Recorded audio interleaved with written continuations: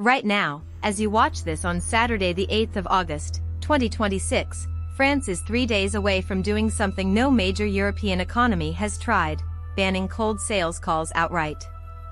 From Tuesday the 11th of August, a company in France cannot ring you about a solar panel deal, an energy contract or a home renovation grant unless you have actively said yes beforehand. Not that you failed to opt out. You said yes. And the number attached to enforcement is what made the headlines. Penalties reported at around $435,000, roughly €375,000, for a firm that breaks the rules. That is not a parking ticket. That is an entire business model being switched off. So what actually changed? The old French system was called Bloctel, a do-not-call register you had to sign up for yourself. The burden sat with you, the consumer. You registered, and telemarketers were then supposed to leave you alone. In practice, complaints kept climbing, because a register only works if firms check it and regulators chase the ones who do not.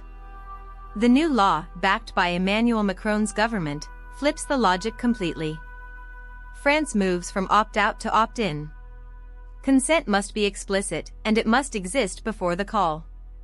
Bloctel itself disappears on the 11th, because once silence no longer counts as permission, a list of people asking to be left alone has no job left to do. The immediate casualties are the call centers, and many of them are not in France at all. A large share of French-language telemarketing runs offshore, in hubs such as Morocco, Tunisia, and Madagascar, where wage costs are far lower.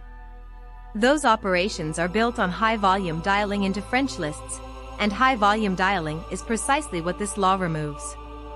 Expect redundancies in weeks, not years. For households, the effect should be blunt and obvious. There are narrow carve-outs. A business can still call you where an existing contract exists, so your bank or your energy supplier ringing about your own account is untouched. What vanishes is the stranger holding your number and a sales script.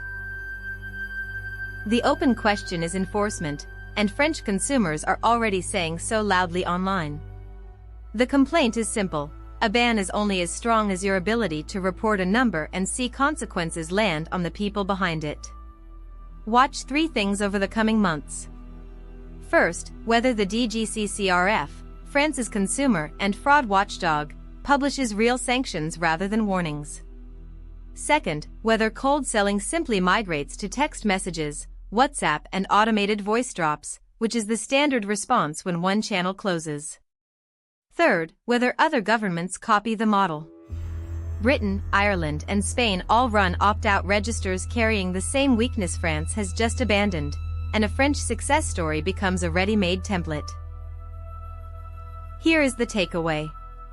France has not tightened its spam call rules, it has inverted them, and the date to remember is Tuesday the 11th of August, 2026. The principle underneath it is that your phone number is not a public asset that businesses may use until you complain. If you are in France, do not expect silence overnight, expect a messy first few months as enforcement finds its feet. And if you are anywhere else, watch this closely, because if it works, your own regulator will very quickly be asked why it has not done the same.